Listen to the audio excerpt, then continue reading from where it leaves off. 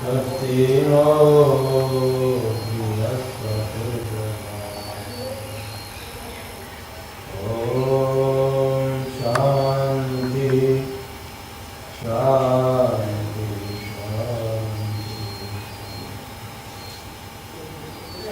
अशेषवेदैरुपगीयमानम्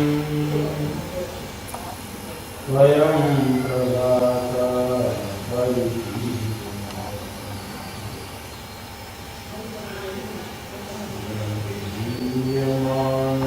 अनुकीयमानं प्रभं स्मरामि।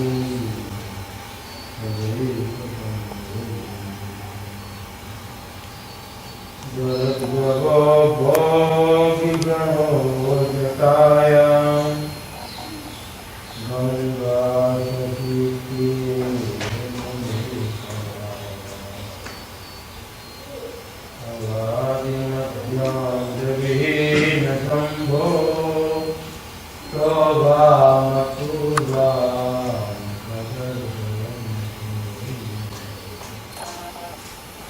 गजाननं भूतगणाधिसेवितं कपित्थजम्बूफलचारुणं उमासुतं शोकविनाशकारकं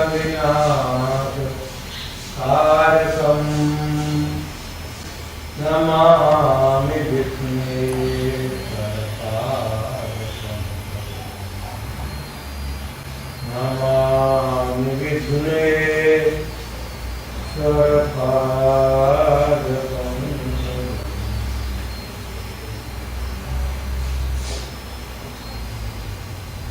भगवान सच्चिदानंद स्वरूप परमात्मा शांत सदाशिव लोगों के उद्धार के लिए अपनी लीला करते उस परमताचार्य उस लीलाओं का वर्णन करते हैं हम लोगों को। मनुष्य का जो ये मन है ये संसार की तरफ दौड़ता है, उसको परमात्मा की तरफ लगाने के लिए ऐसी ऐसी लीलाएं।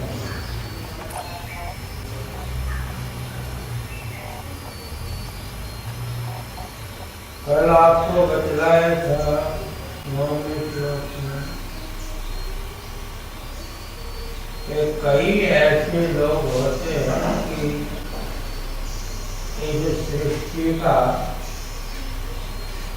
वर्णन करते करते ये भूल जाते हैं कि एकमात्र परमात्मा ही परम सत्तावान है।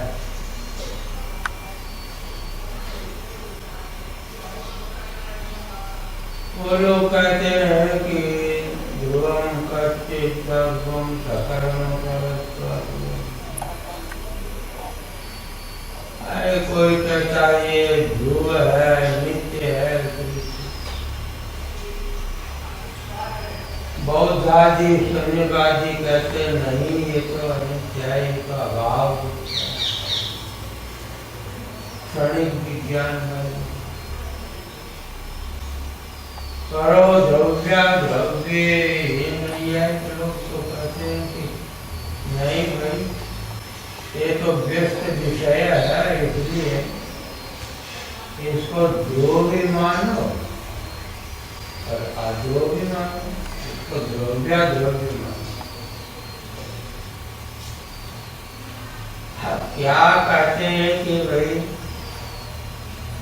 इन लोगों के यहाँ परमाणु नित्य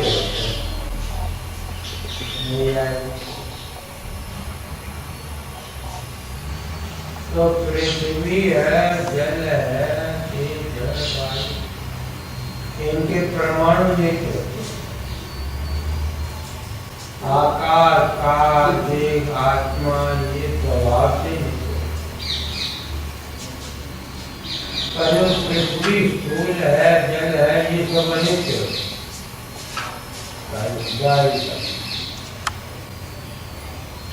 स्वतंत्राचार्य कहते कि बतलाव कितना झगड़ा है। भगवान सोची तो मैं आपकी करूँगा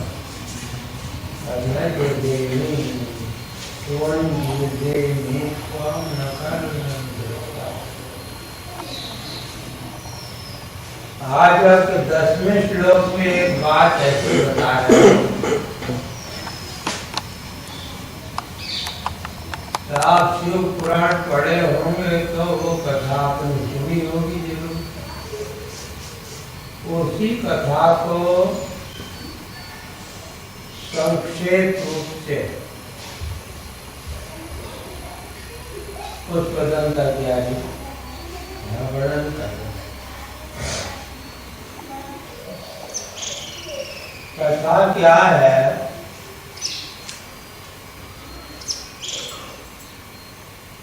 कि एक बारी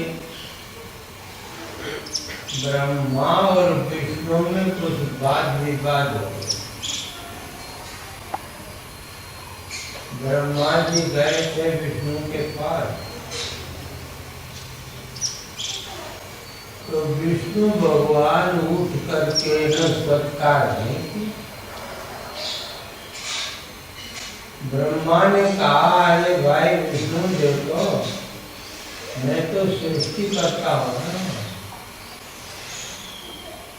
तो सारी सृष्टि को मैंने बनाया तो सबका पिता पितामह नहीं।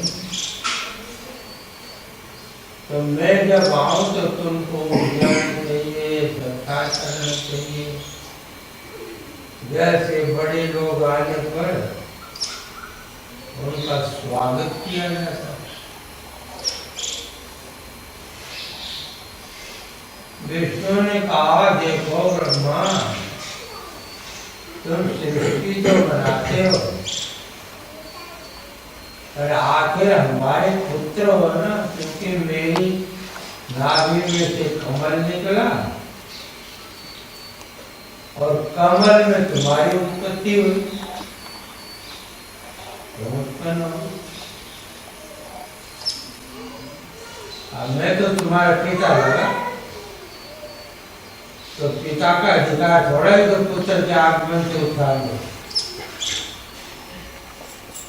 बस ये वाद विवाद हो गया कि ब्रह्मा कहे कि मैं हूँ बड़ा,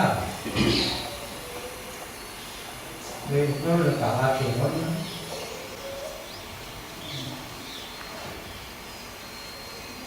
अब वाद विवाद में अब कौन इनका दोनों का निर्णय तीसरा कौन कर रहा है? कर नहीं तो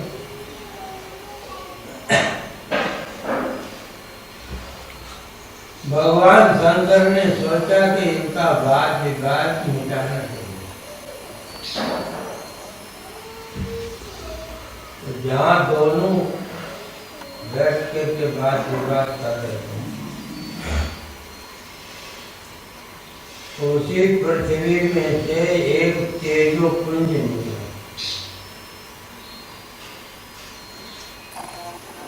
ऐसा तेज खंभा जैसा तेज का अनल स्कंद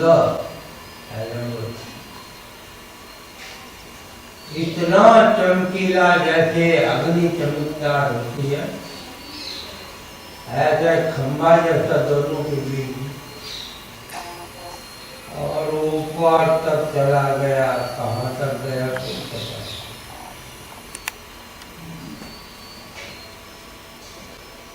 दोनों बड़े चकित हो गए, सोचने लगे ये क्या प्रकट हुआ है।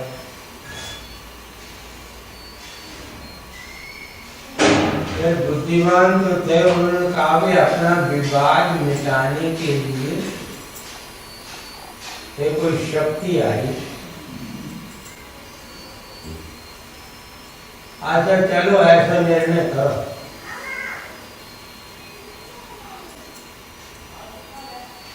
ये एक जना तो इसका अंत लेने के लिए ऊपर जाओ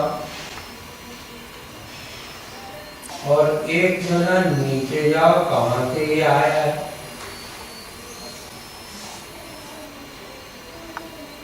ब्रह्मा जी ने कहा अच्छा मैं ऊपर जाता हूं, मेरे पास हंस है। ब्रह्मा जी का वाहन हंस।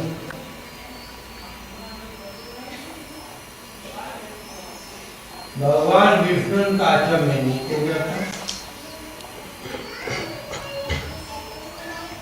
ये दोनों चले 1000 वर्ष तक चलते रहे और कोई अंत आया नहीं।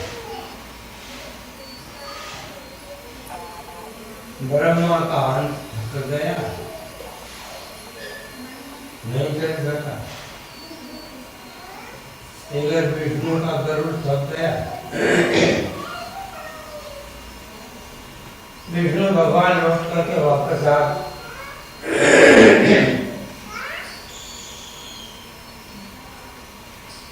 ब्रह्मा जी भी लौट करके तो आए,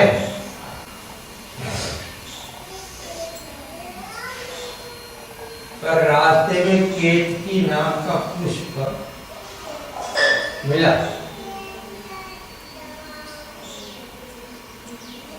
ब्रह्मा जी ने केतकी से कहा कि अरे भाई देखो, मेरा और विष्णु का विवाह है,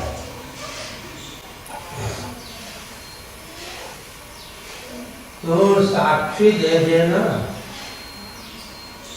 कि हाँ ब्रह्मा जी ने अंत पा लिया ऊपर, मैंने देखा,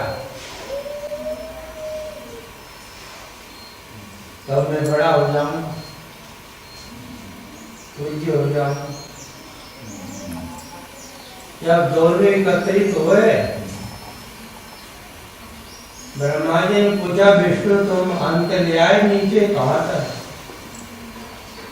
विष्णु भगवान ने कहा हमको कोई अंत नहीं मिला, कहा बस हमको अंत मिल गया। ये क्या प्रमाण? केत की पुत्र दे, केत की पुत्र ने कहा हाँ ब्रह्मा जी ऊपर जो है जा करके आए हैं, हमको वहीं से आए।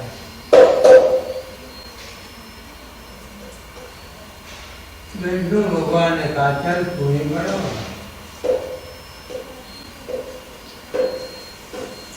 इतने में उस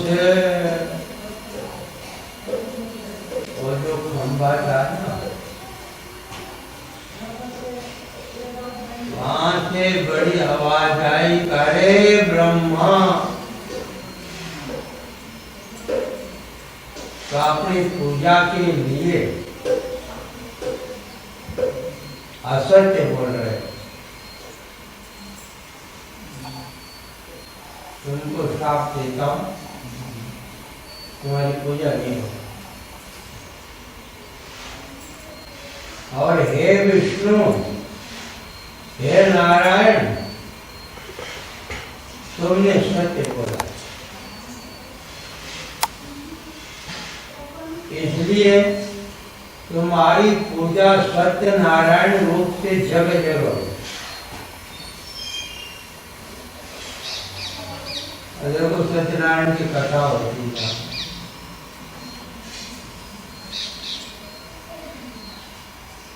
केतकी को कहा अरे केतकी, तो भी झूठी साक्षी दिया है, इसलिए तू मेरे पर नहीं चढ़ सकती। आज तक भी केतकी पुष्प में बहुत सुगंधी होती है, एक किसी या कोने में घर के लगा दे तो पूरा घर सुगंधी में होता है, पर शंकर जी को नहीं चढ़ा सकते। अभी भी एक की पुष्ट नहीं चढ़ती। वह तो दोनों ने बहुत स्तुति कही भगवान, हे शंकर, हे सदाशिव, आप हमको दर्शन दो। वो स्तुति यहाँ लिखी हुई। तवैश्वर्यं यत्नाभ्यदुपरि विरिञ्चिर्हरिरथः परिच्छेतुं याता वनलमनलस्कन्दवपुत्रः ततो भक्ति श्रद्धा परगुरुर्नद्यां गिरिशय स्वयं तथे ताभ्यां तव किमनुवृत्तिर्न फलति।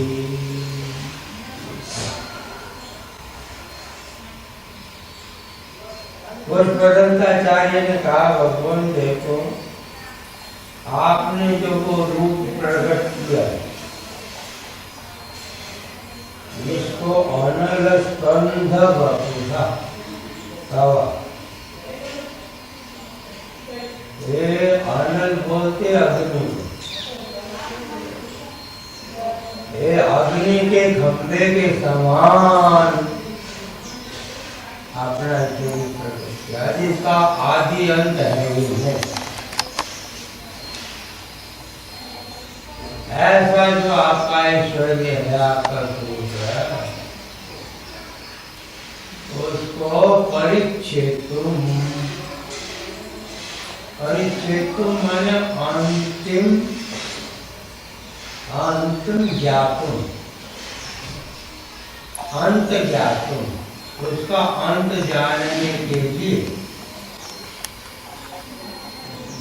ऊपरी यदुपरी विरिंची,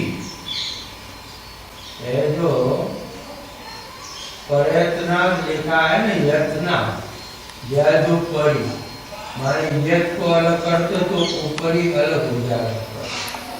यदुपरी विरिंची, ऊपर तो गया विरिंची, विरिंची माने ब्रह्म, हरि है भगवान जो है, हरि नारायण, विष्णु नीचे, और यत्नात् यातव, याता वनलम, बहुत प्रयत्न से, बहुत ताकत से गए, परंतु अनलम, आलम माने पूर्ण प्राप्ति नहीं हुई, अंतिम हुई। अब ये तो कवि की रचना है, वो जो है संस्कृत भाषा में अनल नाम अग्नि का होता है, अनलम बोल दो माने पूर्णता नहीं। इसलिए यहाँ तो याता वनल मनल स्कंद दो शब्द है। यातव अनलम, अनल बपुसा स्कंद बप, तो वो वहाँ प्राप्त करने का, अंतिम गुण प्राप्त करने का उनकी ताकत नहीं है। अब दोनों हार करके आ करके, और ततो भक्ति श्रद्धा भर गुरु गिरण ज्ञान, दोनों भक्ति पूर्वक हाथ जोड़ करके और गुरु गिरण ज्ञान, भक्ति भी हृदय में है, और अति श्रेष्ठ स्तुति कर, गिरण ध्यान का अर्थ होता है स्तुति कर, सब स्वयं स्वयं करते। फिर आप स्वयं प्रकट हो गए उनके सामने, कहते देखो तुम लोग जब भी मेरी स्तुति करते, और ब्रह्मा जी सावधान रहना, बड़ा बनने के लिए कभी भी असत्य नहीं बोले। इसलिए आपकी पूजा होएगी एक जगह। पुष्कर में जाओ ना, आप पुष्कर में, पुष्कर राज है, राजस्थान में एक बड़ा तीर्थ है, बहुत बड़ा तीर्थ। वहां पर ब्रह्मा जी की पूजा होती है, भगवान जी के साथ। तो कहते हैं कि जब आपकी जो स्तुति है वो स्वयं तस्थे ताभ्याम तावती मन वृत्ति न फलती, आपकी जो अनुवृत्ति, वैसे अनुवृत्ति शब्द का अर्थ होता सेवा, और सेवा कई प्रकार की होती। जैसे भगवान की सेवा करता है, उसको स्नान करवाना, चंदन लगाना, आरती करना, आरती करने के बाद में फिर आप स्तुति करना, स्तुति के बाद नमस्कार करना और फिर ध्यान करना, ये सब सेवा में आ जाता है। तो ये जो स्तुति हुई है ये भी भगवान की अनुवृत्ति हुई। ये बदलाव आप स्वयं प्रकट हो गए, आपको तो समझते भी नहीं थे कि कौन है, पर आपने प्रकट होकर दर्शन स्वयं दर्शे ताभ्याम, उन दोनों के बीच, तब अनुवृत्ति मतलब आपकी अनुवृत्ति आपकी सेवा के फल नहीं देती, आपका दर्शन तक फल दे देती है। इसलिए भगवान आप कृपा करके, आपकी कृपा से ब्रह्मा जी सृष्टि करते हैं, विष्णु पालन करते हैं, आप उनको शक्ति प्रदान करते हैं।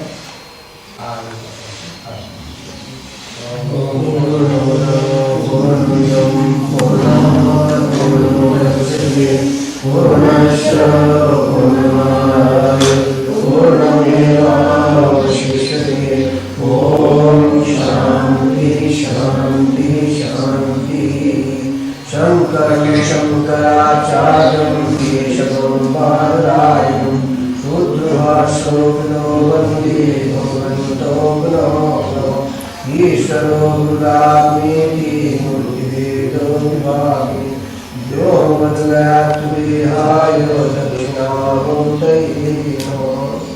ओम शांति शांति शांति। ऐसा एक अनुभव किया तथा देहांतर प्राप्ति, बस अब वो जो बुढ़ा जाएगा तो फिर वो नया आएगा। अच्छा, अब ये विचार करो कि वो ही है कि कोई दूसरा आया, क्या कहोगे? ये जो छोटा सा बच्चा फिर आ गया क्या किसी माता पिता के द्वारा, कहते वही, इसमें कोई परिवर्तन नहीं। जो 3 अवस्थाओं का पहले जिसने अनुभव किया था वो फिर इस अवस्था, इसका सीधा अर्थ क्या हुआ कि अवस्था के साथ इसका संबंध नहीं, अवस्था रूप नहीं, ये कोई विवेचन हुआ। आगे तो फिर उस आत्मा का जो है ना बड़ा सुंदर वर्णन किया। आप फिर पूरा 2 अध्याय पढ़ते पढ़ते फिर उसको अविनाशी बतलाया। अविनाशी तो तद्विधि है न सर्वमिदं, वही अविनाशी तत्व है, वही चैतन्य तत्व है, वही तेरे अंदर है और असली स्वरूप तेरा वो है।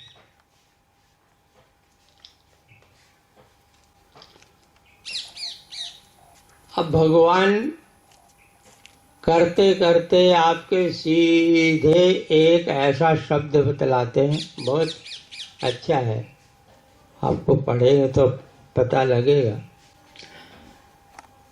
कि उस अवस्था में आपको पहुंचा देते हैं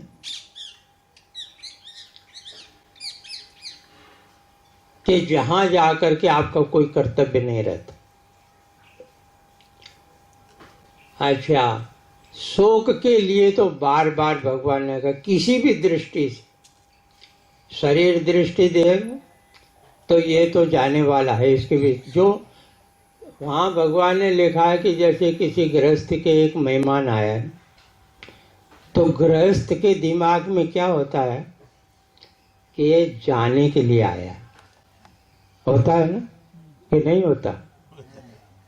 सदा हमारे घर में रहेगा, इसको तो मेहमान ही नहीं बोलते हो।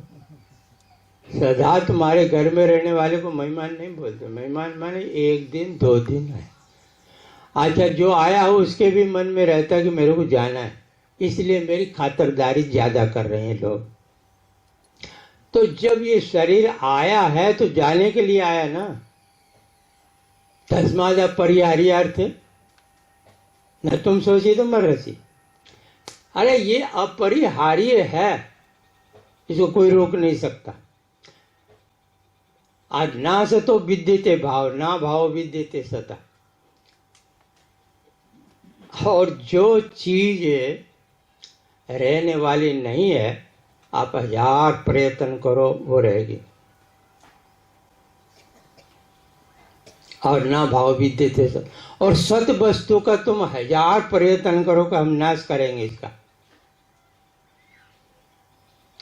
अरे कोई कितना भी शस्त्र चलाने वाला हो, पर आकाश को काट सकता है क्या? नहीं काट। वो निरवय वस्तु, उसका नाश कर। और अविनाशी तो तद्विधि है न सर्वमिदं ततम, वो तो सर्वत्र परिपूर्ण। उसको जिसने साक्षात्कार कर लिया उसके लिए कहते यावान अर्थ उत्पाने, जहां सब कुछ आ जाता उसके लिए। अंतिम भगवान दूसरे अध्याय के जो है अपूर्यमाण मतलब प्रतिष्ठम समुद्र माप प्रविशन्ति तद्वत् कामायम प्रविशन्ति सर्वे सा शांति आपनोति। ये देखो यहाँ शांति मिली आप।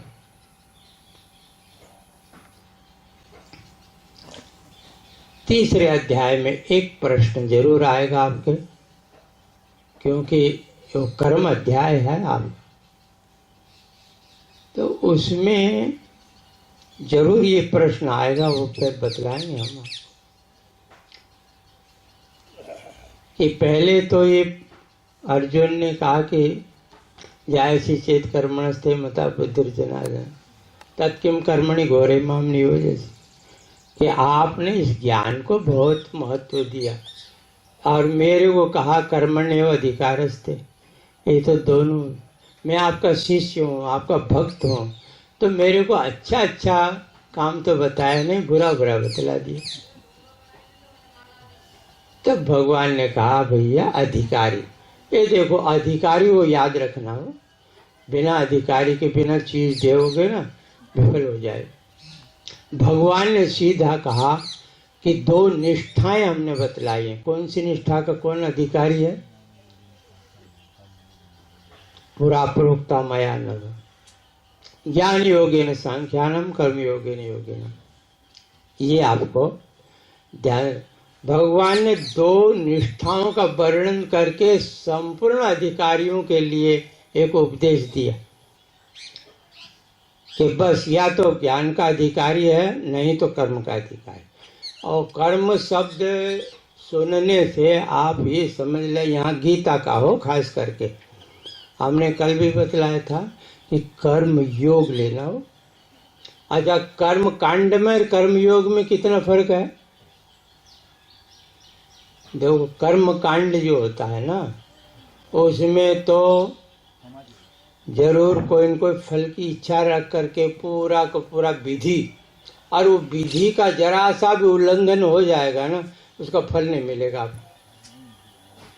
कर्म योग जो होता है ना, उसमें कर्म का संबंध परमात्मा के साथ होता है। योग माने संबंध। तो जो भी आपसी क्रिया होगी ना, वो क्रिया का मुख परमात्मा की तरफ रहे।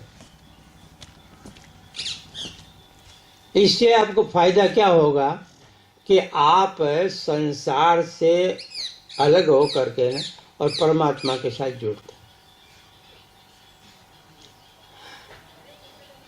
एक प्रश्न आएगा कि भगवान हम चाहते तो हैं आपसे जुड़ जाएं, पर ये मन जो है ना बड़ा भारी संकट है। ये तो साधक के लिए जो है, हाँ, साधक समझता है कि कौन कौन विघ्न हमारे अंदर आते, अपने आप समझे, दूसरा नहीं समझ सकता कि हमारी शांति में, परमात्मा की तरफ जाने में क्या क्या विघ्न बाधा आते हैं, ये आपको फिर बताएंगे। हरिओम तत्सत। हरिओम। और इसका उदाहरण आप पंचम अध्याय में थोड़ा सा विश्लेषण किया है वहां पर। वैसे तो प्रत्येक अध्याय में बहुत इसका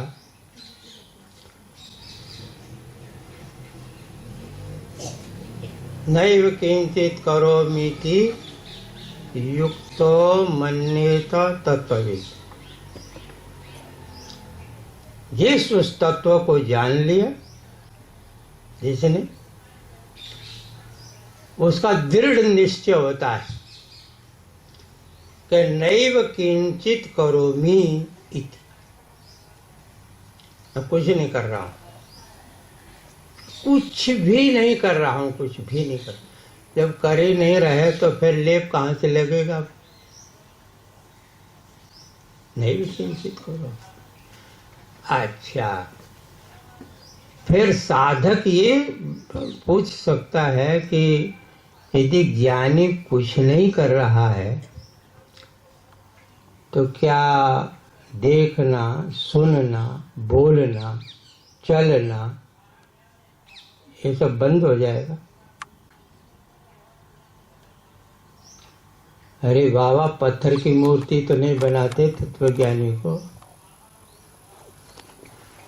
है कोई ज्ञानी ऐसा कि तत्वज्ञान होने से पत्थर बन जाए? या बहरा, अंधा, लंगड़ा, लूला ऐसा बन जाए? गीता जी कहते कि ना ना, पश्यन, श्रवण, स्पर्शन, जिघ्रन, नसनन, गच्छन, स्वपन, श्वसन, प्रलपन, विसर्जन, गृहणन, निमिषन, उन्निमिषन, निमिषन नभ, ये हो रहा है, वो कर नहीं रहा। हम कभी कभी जब ये श्लोक आता है ना, तो एक अध्यात्म रामायण है, वो अध्यात्म रामायण आपने लोगों ने पढ़ी होगी। उसमें एक राम हृदय प्रारंभ में है। भगवान राम सीता जी को कहते हैं, राम सीताम वाचेदम ब्रूहि तत्वम अनुमति। एक कथाकार तो भाई जरा वो मिर्च मसाला लगाते हैं ना, तो उसमें कहते हैं हनुमान जी महाराज बड़े उदास थे। अब भगवान राम ने पूछा, अरे हनुमान, आप ऐसे उदास क्यों हैं आज? कहा, नहीं भगवान, कुछ नहीं। नहीं, ऐसा तो हो ही नहीं सकता, हमारा सेवक उदास, इसका अर्थ है कि कोई स्वामी में कमी है। अरे यदि सेवक ही उदास हो गया, दुखी हो गया, तो फिर स्वामी का क्या महत्व रहा? फिर उसकी सेवा का कोई महत्व तो नहीं रहा। वो संसार में दुखी था और स्वामी की सेवा करके भी दुखी रहा। यदि माँ का भक्त हो करके माँ की सेवा में रहा, दर्शन किया और फिर कहते दुखी हूं, इसका अर्थ या तो माँ को समझा ही नहीं उसने। ये तो कह नहीं सकते कि माँ के अंदर कोई कमी होगी, पर समझो।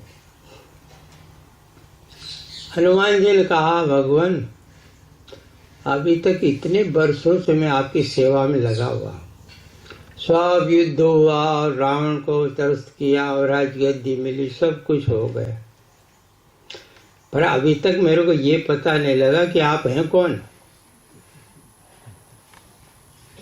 भगवान बड़े मुस्कुराए और बोले नहीं क्या, सीताम उवाच, सीता जी से कहा कि ब्रूहि तत्वम, मैं कौन हूँ, जाओ ये तेरे बेटे हनुमान जी को बतलाओ कौन। उस टाइम पर आप देखोगे आश्चर्य, अरे सीता माता व्यास गद्दी पर जैसे व्यास बैठता है वैसे बैठ करके एक ही श्रोता है हनुमान जी का। पहले बड़ा इतिहास सुनाया, अयोध्या नगरे जन्म रघुवंशे में। अंत में कहा बेटा कि जितनी आपने लीलाएं देखी है ना, विश्वामित्र से ले जाने के बाद में और रावण वध और राज तिलक, ये राम ने कुछ भी नहीं किया, कुछ भी। जरा राम तो इधर से इधर हिले नहीं, बिल्कुल नहीं हिले। अरे माता जी ये क्या बोलते हो आप? कहे बेटा मैं सही बोलती हूँ। हाँ इतना मैं जरूर कहती हूँ आपको, ये अज्ञानी आदमी होते हैं ना, ये अज्ञानी आदमी काम दूसरे का होता है और दूसरे के सिर पर थोप देते। ये अज्ञानियों का काम। काम किसका था? काम मेरा था। कौन बोलती है? सीता माता बोलती, मेरा कार्य राम जी को। रामो न गच्छति न तिष्ठति नानुशोचति त्याकांक्षते त्यजति नो न करोति किंचित। अभी आप यदि विचार करो कि माता सीता का लक्ष्य क्या है, किस रूप को बताना चाहती है राम जी के? ये शरीर वाला रूप है, शरीर से तो सारा काम किया है उन्होंने। बस तत्व ज्ञानी की दृष्टि वो है। अच्छा एक और विचार कर लो थोड़ा सा, क्योंकि यहाँ तो जिज्ञासु लोग हैं ना, मुख्य लोग हैं। देखो भाई, क्रिया कहाँ तक होती है? क्रिया का प्रवेश कहाँ तक है, कहाँ तक जा सकती क्रिया, ये थोड़ा विचार करो। शरीर है आपके पास, इसके अंतर इंद्रियां हैं, इसके अंतर मन है, और मन के बाद बुद्धि। इसके आगे क्रिया का प्रवेश नहीं। तो यहां आएगा अभी कि अर्जुन का एक प्रश्न हुआ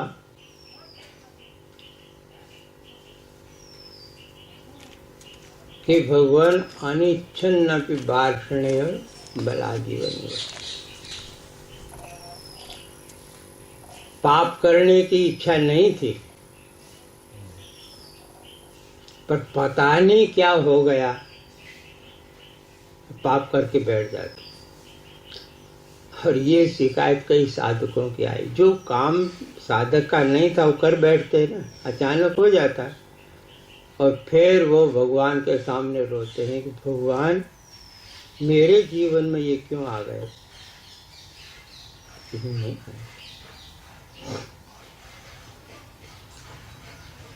यहाँ अर्जुन कहता अनिच्छन्नपि वार्ष्णेय भलाजीवनी होती था। जैसे कोई राजा या मालिक किसी नौकर को पकड़ के कहे ये काम तेरे को करना पड़ेगा, बलात् योजित ही हो। ये कौन चीज है भीतर में साधक? भगवान ने उत्तर क्या दिया? काम एषः, क्रोध एषः, रजोगुण समुद्भव, महाशनो महापाप्मा विद्येनम यवैरिणम। यहाँ बैरी बतलाया इस काम को सबसे बड़ा शत्रु यदि साधक का है तो कामना है। और वहां पर ऐसा क्रोध भी बोलता है, काम ही बदल के क्रोध का रूप धारण करता। ये भी आप अनुभव करके देख लेना। किसी आदमी को गुस्सा आए ना, अपने कोई आए तो ही देख लेना क्या है उसमें, दूसरे को काहे को देखना। और क्या, गुस्सा तो आता ही है। अरे विचार करो कि गुस्सा क्यों आया, उसके मूल में क्या चीज है। ये आपकी कोई इच्छा का प्रतिघात हुआ, जरूर हुआ। वो किसी भी प्रकार की कामना हो, इच्छा हो, उसका प्रतिघात हुआ, प्रतिघात में ही बदलता है। इसलिए भगवान ने अपने शब्द में ऐसा काम ही, ये ऐसा क्रोध है, ये काम ही क्रोध रूप से आया भाई, कोई और ऊपर से नहीं आता। अरे क्रोध कोई ऐसा तो नहीं बुखार की तरह आ जाए, धड़कने लग जाए आदमी, ऐसा तो नहीं होता। उसे है पर कब आता है कि रजोगुण, जब अत्यधिक रजोगुण होता है कामना, तो याद साधक सोचे कि सबसे बड़ा मेरा विघ्न करने वाला शत्रु कामना है, सावधान कि कामना नहीं करे। प्रश्न ये हुआ कि अब इस काम को कैसे मारे, कैसे हटे हमारे पास। जब सबसे बड़ा विघ्न करता शत्रु, तब वहां भगवान ने अंतिम में बतलाया, इंद्रियाणि पराण्याभु इंद्रियेभ्यः परम मन, मनसस्तु परा बुद्धि और यो बुद्धे प्रतस्त। भगवान आचार्य शंकर जो है बड़ा सुंदर विवेचन किया कि देखो ये इंद्रियां पर हैं। पर का अर्थ होता है कि अभ्यंतर सूक्ष्म और व्यापक जो वस्तु होती है उसको पर बोलते। तो शरीर के दृष्टि से इंद्रियां व्यापक हैं, सूक्ष्म हैं, अभ्यंतर, क्योंकि शरीर यहाँ बैठा है ना, और इंद्रियां वहां तक देख सकती हैं, सुन सकती थी इतनी दूर तक, और मन फिर उसके भी अंदर है। अब यहाँ बैठे हो और मनीराम यदि कलकत्ता जाना चाहे तो भेज देते हो ना, पर इंद्रियां तो नहीं जा सकती ना, वो तो चला जाएगा। और उसके ऊपर नियंत्रण करने वाली है बुद्धि। वो निश्चय कर लेती कि ये काम करना है। तो इंद्रियाणि पराण्याहु और इंद्रियेभ्यः परम मनः मनसस्तु परा बुद्धि। अब अर्जुन के लिए कहते हैं यो बुद्धे परतस्तु। इसका अर्थ ये हो गया कि जितनी क्रियाएं आपकी हो रही है ना, वो बुद्धि तक निश्चित, सीमित, इसके आगे नहीं। अर्जुन वहां उसमें जाकर के तुम बैठो। पहले तो इसके काम का स्थान बतलाया था वहां पर, है कि इंद्रियाणि मनोबुद्धि अस्य अधिष्ठानम उच्यते। ये काम का जो घर है ना, अधिष्ठान माने रहने की जगह, वो है इंद्रियां, मन और बुद्धि, ये तीन इसके रहने की जगह है। और जब इसके ऊपर विजय प्राप्त करना हो तो तू इससे आगे एक कदम और चला जा। बुद्धि परतस्तु, बुद्धि से परे जो तत्व है, चैतन्य तत्व, आत्म तत्व, परमात्मा तत्व, वहां बैठ। वहां कोई क्रिया नहीं होती, ना मन का संकल्प होगा, तो वो जिसने जान लिया कि मेरा असली स्वरूप है ये, वहां पर क्रिया या कामना तीन काल में नहीं हो सकती।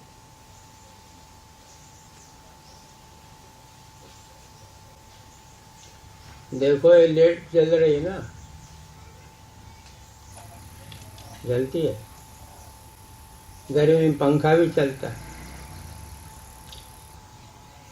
अपनी जो बुद्धि है ना, एक बल्ब समझो, तो बल्ब तो यदि पावर ना हो तो बल्ब प्रकाश तो दे नहीं सकते, और पावर ही काट दो आप और फिर स्विच दबाओ तो कुछ नहीं होना। एक पावर, एक खाली साधक के अनुभव के लिए कि वो जो बुद्धि के अंदर प्रकाश आया, वो करंट आया। बुद्धि माने पूरा अंतःकरण ले लो, उसमें करंट आया, इंद्रियां चेतना में आ गई, और इंद्रियां चेतना में आने के बाद में शरीर से बाहर प्रकाश आ गया। फिर आप दे सकते हो। एक संत तो बड़ी अच्छी बात बतलाते थे, तुम लोग कहते आत्मदर्शन नहीं होता, आत्मदर्शन है। अरे भैया, सबसे पहले आत्मदर्शन होता है, फिर बाद में संसार का दर्शन होता है। देखो कैसी अच्छी बात बतलाई हो। अरे पहले अपनी अस्तित्व कायम करोगे, अहम अस्मि, इस चेतना के बिना आपका घर का, परिवार का पता लग जाएगा आपको? किसी का पता नहीं लगता। इसलिए वहां जब निश्चय हो जाता है कि असली स्वरूप मेरा ये है, वहां बैठ गए, तो पहले दर्शन उसका हो जाएगा कि वो करंट, वो मेरे चेतन आत्मा का करंट, उससे बुद्धि प्रकाशित हुई है, और उस बुद्धि के प्रकाश से ये मन और इंद्रियां प्रकाशित हुई। फिर शरीर के अंदर क्रियाएं आई, फिर संसार बाहर दिख रहा। तो सबका ऐसा ही होता है, एक का नहीं। आचार्य ने एक जगह लिखा कि देखो, तुम्हारी जागृत अवस्था है, और दूसरी स्वप्न अवस्था, और तीसरी सुषुप्ति अवस्था है। तीन ही अवस्था है एक दिन में। तो प्रातः काल से जो है आप हिसाब लगा लो कि हमने प्रातः काल से ये काम किया, ये काम किया, ये काम किया, सायंकाल तक। किसने बताया प्रातः काल का, सायंकाल का काम? कोई है, ज्ञान चेतना ज्योति बैठी हुई है आपके भीतर में। अच्छा, फिर स्वप्न आया आपको, तो झट बता दे आज हमको स्वप्न आया। अच्छा, उससे पूछे कि तो जो जागृत में था वही था क्या स्वप्न में? तो हाँ हाँ, स्वप्न तो मेरे को ही आए। इसका मतलब जागृत वाला मैं और स्वप्न वाला एक ही है। और फिर सुषुप्ति में जाता है, जागृत स्वप्न सुषुप्ति स्फुटतारा या संविद उज्जृंभते। हाँ, कि आज तो हमको बड़ी अच्छी नींद आई। किसने को कहा था तेरे को अच्छी बुरी? ये कैसे आपको पता लग गया? बुरी नींद क्यों नहीं बोला? क्या नींद, गाढ़ नींद आ जाए तो अच्छी नींद बोलते। किसी दर्दी को जाकर के पूछो तो क्या आज कैसा रहा आपका? कहते भगवान की कृपा से खूब नींद आ गई अब। अरे अनुभूति करने वाला बैठा है वहां पर, बताता है, सुसुप्ति को बतलाए।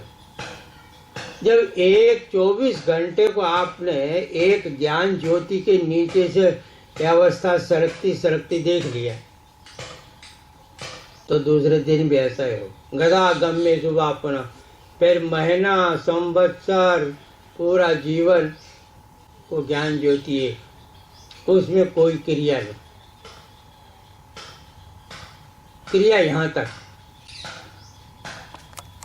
ज्ञानी यहाँ बैठ करके न बोलता नैव किंचित करोमि कियो, नहीं तो ये श्लोक आपके समझ में नहीं आएगा, बिल्कुल नहीं आएगा। क्या भगवान ऐसे ही बोल गए इसको? नैव किंचित करोमि? क्या नहीं? लोग कहते हैं हाँ जी ये ज्ञानी लोग तो जो है ना सब खाते हैं पीते हैं और ये करते हैं। अरे खाना पीना तेरे को दिख रहा है। योग वासिष्ठ में ऐसे योग वशिष्ठ जी महाराज एकदम जंगल में गए, पीछे हाथी पड़ गया और फिर आगे आगे गुरुजी भाग रहे हैं, पीछे हाथी है। और जो सत्संगी ने देख लिया कि अरे हमारे गुरुजी तो भाग रहे हैं। और सत्संग में कहते हैं हे राम ये जगत तीन काल में नहीं। तो सत्संग इनका गुरुजी हाथी तो सत्य था, जगत बेशक सत्य ना हो। कैसे? कहते हमने देखा आगे आप भाग रहे थे, पीछे जो है हाथी भाग रहे। कहा बेटा मैं नहीं भागा हूँ। वो जो जिसको भागता देखता वो असली वशिष्ठ नहीं है, और जैसा वो वशिष्ठ है वैसे वो हाथी है, इसमें भागना कुछ नहीं है। तो ये चीज आप गीता के पास में ले सकते हैं कि यदि आप इन श्लोकों के ऊपर विचार करें, फिर आगे और भी बतलाएंगे कि साधक का मन चंचल है, फिर अभ्यास वैराग्य ये भी बतलाएंगे आगे चल करके। यहाँ तक जो है आपको तुम पदार्थ का शोधन बतला करके फिर आगे भगवान तत्पदार्थ आएंगे, उसके अंदर कैसी भक्ति, माने नजर रखना ये कि किसी भी हालत में शोक नहीं ठहर सकता, बस या चुप दवा। फिर इस पर विचार करें। हरिओम तत्सत। हरिओम तत्सत। भगवान सच्चिदानंद स्वरूप परमात्मा अनंत कोटि ब्रह्मांडाधीश, ये दृश्य जो दिखाई दे रहा है आपको, ये उसी की सत्ता से, चेतना भी उसी से है और आनंद भी वहीं से। इसलिए एक साथ अपने लोग बोलते हैं सच्चिदानंद, माने सद घन चित घन आनंद घन।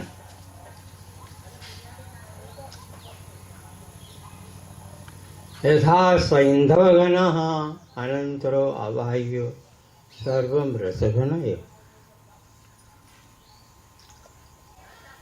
घन शब्द का अर्थ होता है जिसमें दूसरी वस्तु का प्रवेश नहीं, उसको घन बोलते हैं। संस्कृत भाषा में उपनिषदों में सैंधव घन ऐसा दृष्टांत दिया श्रुति।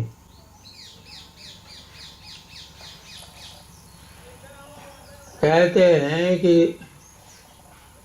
ये जो सिंध देश है ना, सिंध, उसमें एक पर्वत है, वो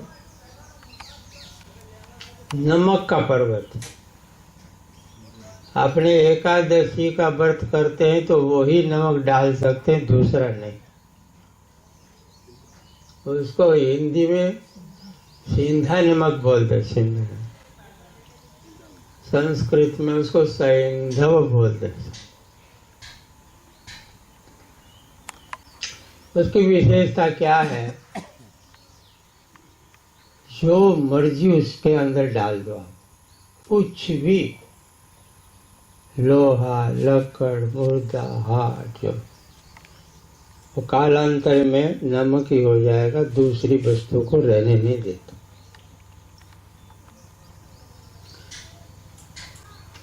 एक संत ने प्रश्न किया कि श्रुति को नमक का दृष्टांत क्यों दिया, मिश्री का क्यों नहीं दे दिया? भगवान मिश्री घन है, कहते ना, अरे मिस्री को तो आपने देखा होगा, एक धागा डाल देते हैं ना वो लोग, धागा भी पड़ा रहता है, मिस्री पड़ रही तो कुछ नहीं दोनों का। पर सैंधव ऐसा नहीं। तो परमात्मा में दूसरी वस्तु का प्रवेश नहीं, तब घन बोल सकते हो आप। ये कोई अपना वाक्य बनाया है तो श्रुति भगवती का। चलिए आपको जो है थोड़ा गीता जी की तरफ दृष्टिपात करो। हमने बतलाया कि 6 अध्यायों में तुम पदार्थ माने आत्मा का प्रतिपादन। तो आपने द्वितीय अध्याय आदि में सब सुन लिया।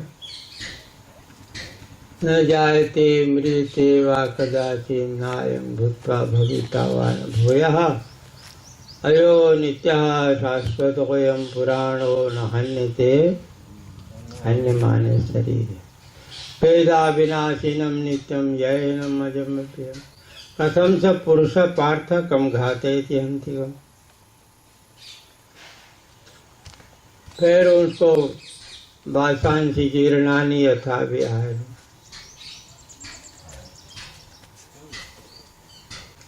जय नित्यम अगध्योयम, पूरा का पूरा ये आत्मा का वर्णन।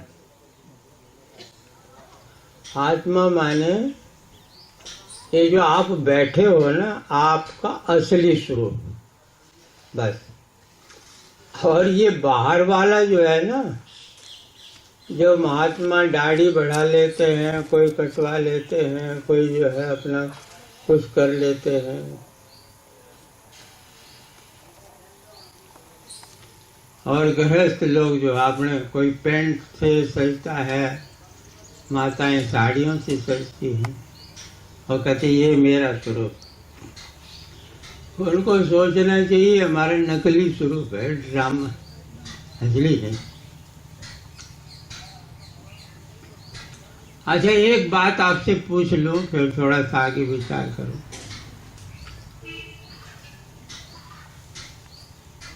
आप अपना अनुभव सही मानते हो कि भगवान के वचन को सही मानते हो? क्या बोलोगे? इतना तो बोल सकते हो ना, क्योंकि व्रती तो हो, आज तो बहुत कई दिन हो गए, पर इतना तो बोलो अपना अनुभव। और भगवान का वचन का भाई एक सही है, एक गलत रखो। अरे बाबा, ये तो कहने की किसी की ताकत नहीं होगी कि भगवान का वचन गलत। मान लो आपको समझ में भी नहीं आ रहा है, परंतु यहाँ बैठे बैठे यदि कोई बोल दे कि मेरा अनुभव सही है, भगवान का वचन गलत, तो लोग कहेंगे अरे ये कैसा भगत है जो भगवान की वाणी को ही नहीं मानता। तो उसको हार के बोलने पड़ेगा कि भाई भगवान का वचन सही है, मेरा अनुभव। अच्छा, अब भाई भगवान के वचन की मानने की बात, आप सही मानते हो कि गलत मानते हो वो तो देख ले। पर भगवान आपके लिए कहता हो, अपने लिए नहीं कहता। न जायते म्रियते वा कदाचित्, आपका अनुभव है ये कि मेरा जन्म नहीं हुआ, मेरी मृत्यु नहीं हुई। अनुभव कहता है कि मेरा जन्म हुआ, क्योंकि माँ बाप ने बतलाया था कि अमुक तारीख को तेरा जन्म हुआ है। मनाते हो कि नहीं? क्या डे मनाते हो? डे, अरे दिन मना लो भाई, क्या है कि मेरा जन्म इतने वर्ष का हो गया। और बाबा वजन भी तोलते हो। एक आदमी वहाँ कहा स्वामी जी आपका वजन तोलना है। मैंने कहा तोलना, मेरा तो कोई वजन है नहीं, तो तोल ले जो कुछ। कहते हैं अभी 50 में 2 कम है। मैंने कहा इतना हो गया? तो ये वजन किसका है? वो हार्ड मांस का वजन को ही अपना वजन मान ले, जो असली नहीं। यदि ऐसा होता है तो वासांसी जीर्णानी का इसका अर्थ क्या करोगे आप? बिल्कुल। भगवान ने आपके स्वरूप को ठीक बतलाया, न जायते मृते व कदाचित् नायमृतम्। उसको अनुभव करने की जो है साधना कर, कि भगवान की वाणी बिल्कुल सही है। मेरा अनुभव कि मैंने मान लिया कि मेरा जन्म हुआ है, मेरी मृत्यु हो जाएगी, ये गलत। इसको गलत सिद्ध करना है आपकी साधना में, और भगवान की जो वाणी है इसको सही करना है, ये आपकी साधना। इसको बोलते हैं तुम पदार्थ का शोधन, माने आत्मा का स्वरूप। अच्छा, अब आइए तत्पदार्थ की तरफ, जल्दी जल्दी चलो। अब आए आपके 7वें अध्याय से आगे 12 अध्याय तक है। संक्षेप में 2-2, 4-4 शब्द आप सुन लो।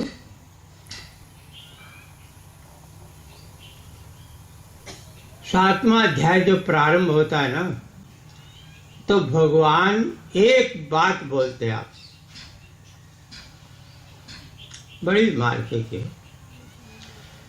वहां पर 2 प्रकृतियों का पहले वर्णन, भूमि रापो नलो वायु खम मनो बुद्धिरेव च अहंकारमिति में भिन्न प्रकृतिरष्टधा अपरे मितस्त्वन्यम प्रकृतिम विद्धि में पराम जीव भूता महाभाव एकदम धार्यते जगत। अच्छा, 2 प्रकृतियों को बतलाया, एक परा प्रकृति है, एक अपरा प्रकृति है।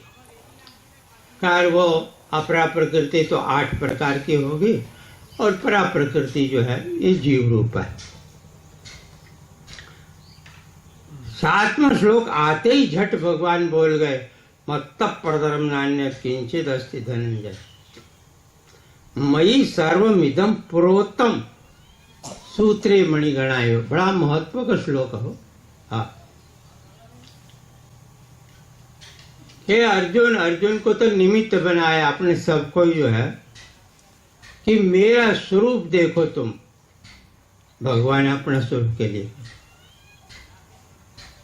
वहां भगवान पहले 2 अध्याय से लेकर के वहां अपना स्वरूप नहीं बताए, वहां जीव का स्वरूप बतलाए, यहां से अपना स्वरूप बतला रहे। विद्वान लोग इसको तत्पदार्थ शोधन बोलते हैं। हाँ, अच्छा, मत्त परतरम नान्यत् किंचित् अस्ति धनंजय मयि सर्वमिदं प्रोतम। एक दृष्टांत देने के लिए, वैसे तो इतना ही शब्द बहुत था, मत्त परतरम नान्यत्, इतना काफी, पर जिज्ञासु को समझाने के लिए मयि सर्वमिदं प्रोतम। ये जितने शरीर दिखते हैं ना, ये मणके हैं, या फूल समझो, जैसे माला है ना, ये फूल अलग अलग होते, और ये शरीर जितने हैं, चाहे मनुष्य का शरीर हो, चाहे स्त्री का हो, पशु का हो, पक्षी का हो, देवता का हो, कोई, सारे मणके, और इसके अंदर अनुस्यूत, इनको सबको रखने वाला वो मैं।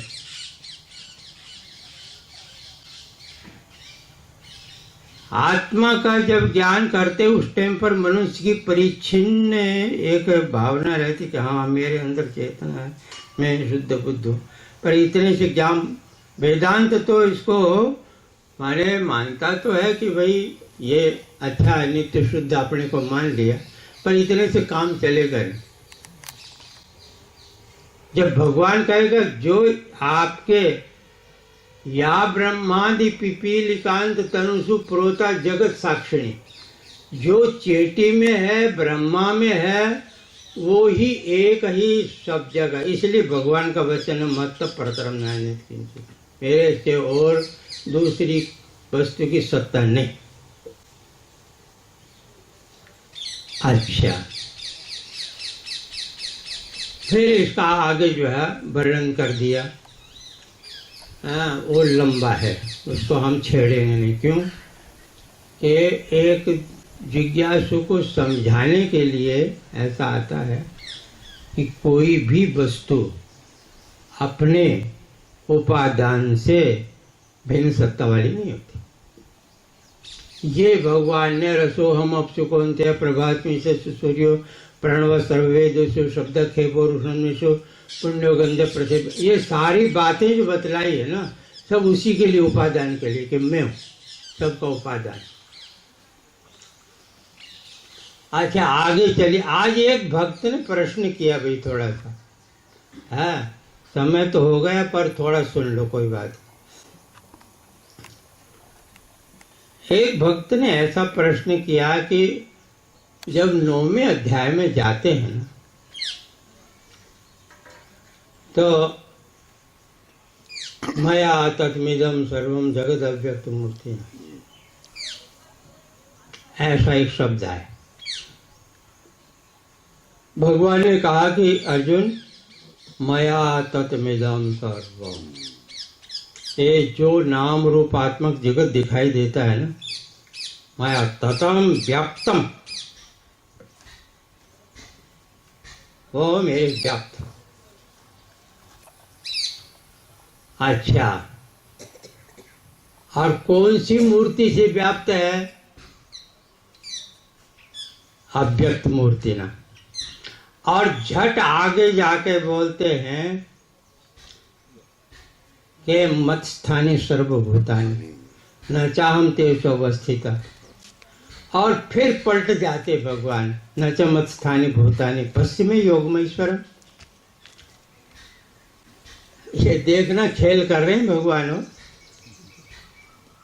सारे ये जितने भी प्राणी दिखाई देते हैं ना, मत स्थानी, मत स्थानी का अर्थ क्या होता है कि हम एवं स्थानम येषाम सर्वभूतानि मत स्थानी, मेरे में ही सब के सब रहते हैं। भाष्यकार भगवान इसका विश्लेषण करते हैं कि मत स्थानी का अर्थ होता है कि कोई भी वस्तु निरधिष्ठान नहीं होती। निरधिष्ठान वस्तु होती ही नहीं। भ्रांति भी जहां होती है ना, वहां निरधिष्ठान नहीं होती। रज्जु के अंदर सर्प की भ्रांति होती है, वो सर्प निरधिष्ठान नहीं है। सीप में यदि चांदी की भ्रांति होती है तो निरधिष्ठान नहीं है, उसके मूल में कुछ है। एक के मूल में रस्सी है और एक में सीप।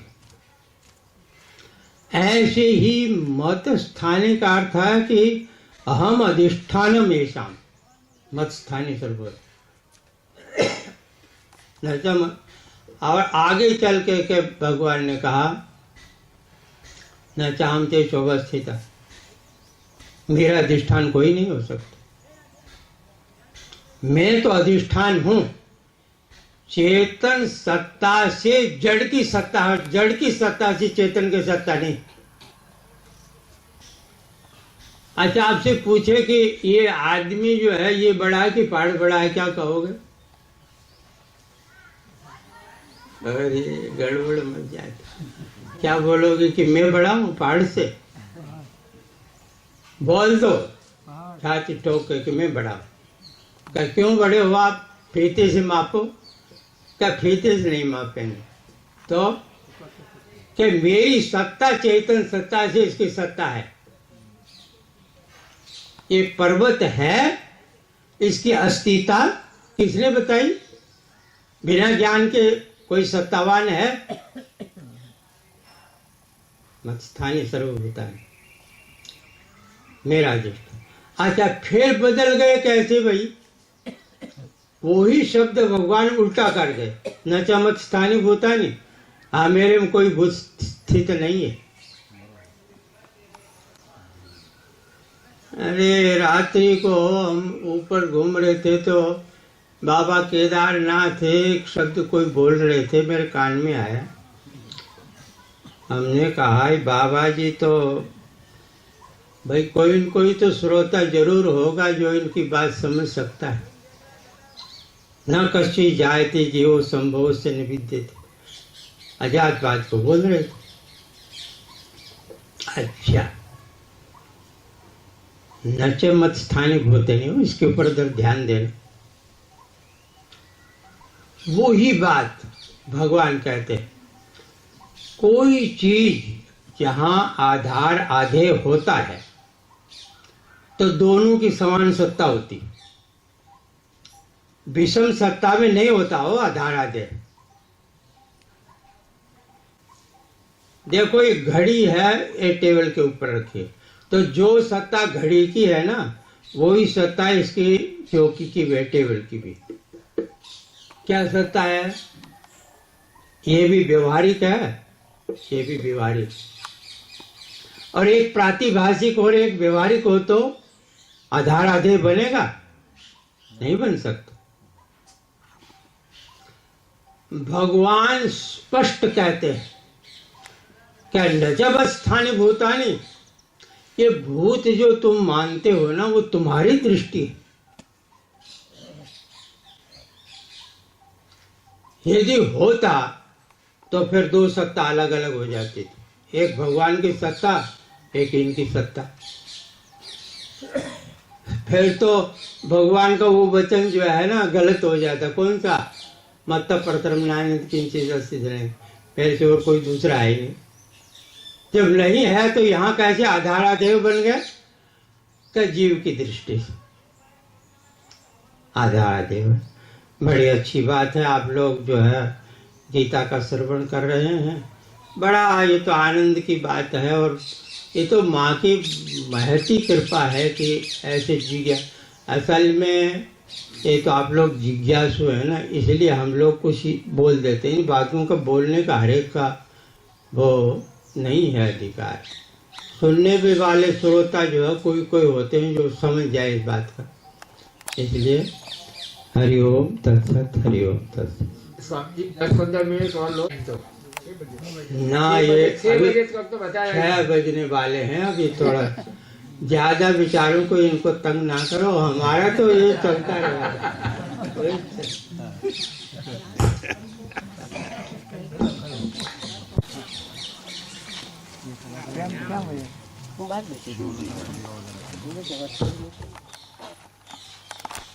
अनंत कोटि ब्रह्मांडाधीश, सबको सत्ता देते हैं, सबको चेतना देते हैं, सबको आनंद देते हैं। जो कोई दूसरे को प्रदान करता है उसके अंदर परिपूर्णता हो। अधूरा आदमी देगा तो अधूरी वस्तु देगा, और पूर्ण होगा तो पूर्ण वस्तु देगा। भगवान पूर्ण है, सत की दृष्टि से देखे तो भी पूर्ण है, चैतन्य की दृष्टि से देखे तभी पूर्ण है, आनंद की दृष्टि से देखे तभी पूर्ण।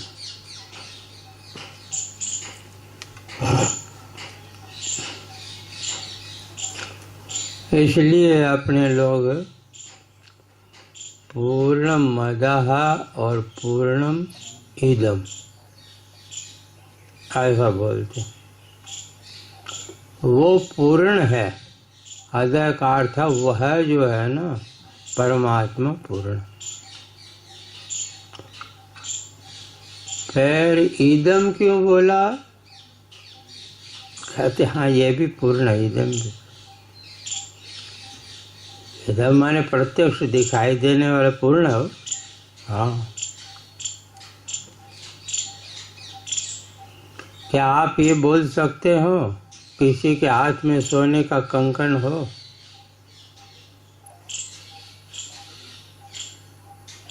इसको क्या बोलोगे? सोने से रहित है, सोने में जो पूर्णता है इसमें भी पूर्णता। केवल आपने सोने का नाम सोना ना बोल करके ने केवल कंकण बोल दिया, एक आकार बना दिया, है पूर्णता उसमें कोई। और यदि उसको पूर्णता को समझ ले कोई, आदाय गृहीत्वा पूर्णम आदाय, वो पूर्ण स्वयं भी पूर्ण हो जाए। आज आप गीता के ऊपर विचार श्रवण कर रहे हैं। हमने आपको पहले दिन 3 बात बोली थी कि गीता शोक दूर करती है,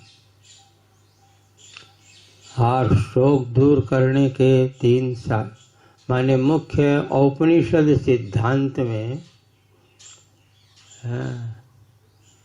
जब सामवेदीय छांदोग्य उपनिषद आप पढ़ोगे ना तो वहाँ स्पष्ट लिखा हो ना, नारद जी महाराज सनत कुमार के पास जाते हैं और वहाँ उन्होंने एक शब्द बोला कि श्रुतम एवं भगवत दृश्यभ्यः तरति शोकमात्मवित्। हे भगवान, आप जैसे तत्वज्ञानी महापुरुषों से हमने ये सुना है कि तत्वविद जो होता है तरति शोकम, वो ही शोक से पार हो सकता है, दूसरा कोई भी ऐसा नहीं जो शोक से पार हो सके। सनत कुमार ने कहा, नारद जी बात तो बिल्कुल सही है, इसमें कोई दो राय नहीं, आपने जो सुना है ये सही सुना। ऐसे किसी डॉक्टर वैद्य के पास जाइए ना आप, तो आपको कोई दवाई याद हो और कहे डॉक्टर साहब हमने ये सुना है कि ये नाम वाली दवाई इस रोग की है, क्या सही बात है? तो वो कहेगा हाँ बिल्कुल सही बात है, किसी से आपने जो सुना है ना वो सही श्रवण किया। कहा हाँ वो मरीज तो मैं ही हूँ, कहते मतलब वो दवाई मेरे को चाहिए। तो झट नारद जी बोल पड़े वहां पर, सोहम भगवत शोचामि तन माम भगवान शोकस्य पारम तारयितु, के वो शोकाकुल तो मैं हूं और आप भगवान परिपूर्ण हैं, शोक से पारम तारयितु, आप शोक से पार कर दीजिए हमको। आप जिज्ञासुओं के सामने एक प्रश्न मैं थोड़ा सा कर देता हूं।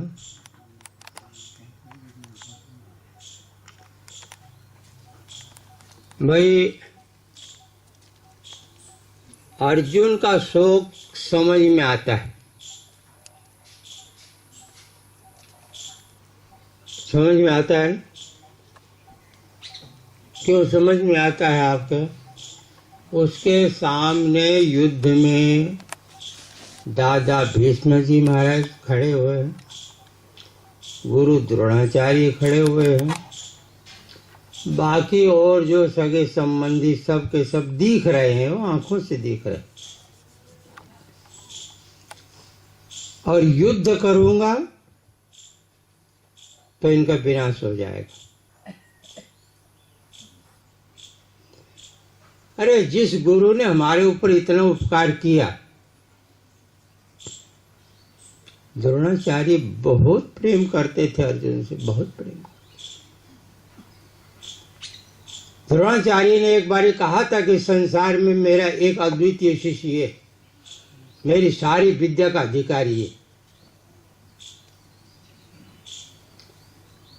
द्रोणाचार्य का अपना स्वयं का पुत्र अश्वत्थामा जो विद्या नहीं जान सका, अर्जुन वो विद्या जान। ब्रह्मास्त्र को छोड़ना तो जानता, पर वापस लेना अर्जुन को आता है, उसको नहीं आता। बड़ी हृदय से विद्या दी। आज वो सामने खड़े हो, उनको बाण मारो। हमारे दादाजी बेचारे पांडवों के पिता तो रहे नहीं, पांडव दादाजी ने बहुत प्यार करके पाला बालकों को। आज उसी दादे को मारो। ये सब देख करके प्रत्यक्ष शोक का कारण दिखाई दे रहा। अच्छा, मैं आपसे पूछता हूं कि ये नारद जी बोल रहे हैं, छांदों के उपनिषद देखना, वहां साफ लेकर सोहम भगवत शोचामी, कि हे भगवान संत कुमार से मैं शोक कर रहा।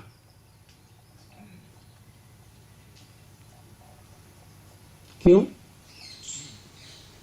नारद का क्या कोई दादा मर रहा है कि गुरु मर रहा है कि उसका कोई चेला है, घर है, बाहर है, मामा है, कौन? अरे भागवत कार ने तो विरक्ता नाम शिरोमणि नारद जी के आगे ही मैं आगे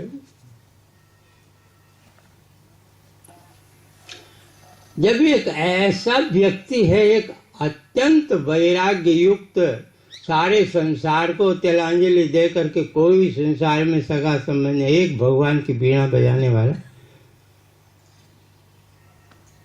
क्या शोक है? दूसरा कोई कहता तो आपने चार न मानते कि नारद जी को कैसे शोक हो सकता। जैसे मान लो कोई विरक्त महात्मा आ जाए आपके पास में और आपको कहे भगत जी मेरे को तो बड़ा कष्ट हो गया, बड़ा दुख हो गया, मेरी तो वो चीज खो गई। अरे तो विरक्त काय को हो गया, तेरी चीज खो गई तो काय को रोता है? तो विरक्त किस चीज का? फिर नारद जी विरक्ता नाम शिरोमणि स्वयं अपने मुझ के बोला। इसके ऊपर संतों ने बहुत विचार किया कि नारद जी का शोक ये कैसा?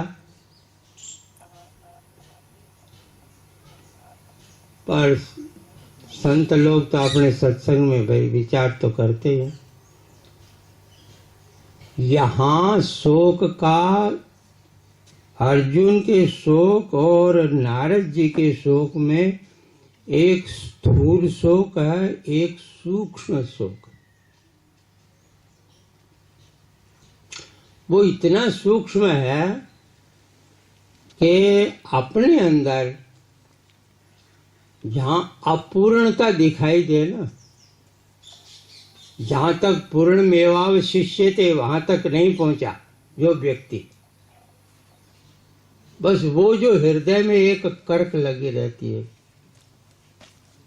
अभी इतना साधन किया, पूर्णता नहीं आई। अब ये का समाधान अलग करते हैं कि जी नारद जी तो हैं, पर वो हम लोगों के लिए ही शिक्षा दी, चलो वो भी मान लो कोई बात, पर शब्द नारद जी के हैं।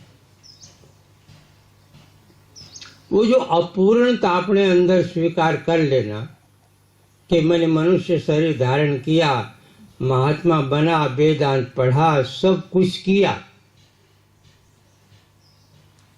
पर जिस स्थिति में हम जाना चाहते थे नहीं गए, बस ये शोक, शोक का ये स्वरूप।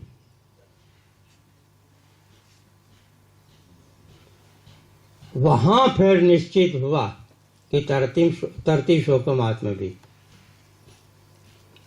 आत्मवेदता के अतिरिक्त कोई शोक से पार नहीं हो सकता।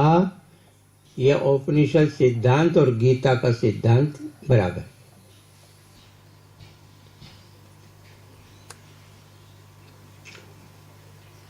आपने गीता के 3 भाग में श्रवण किया।